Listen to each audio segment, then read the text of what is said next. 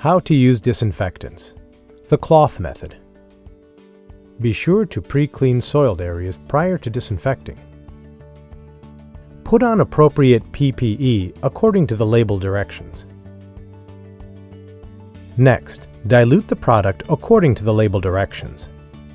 Remember, before using this product, food products and packaging materials must be removed from the room or carefully protected.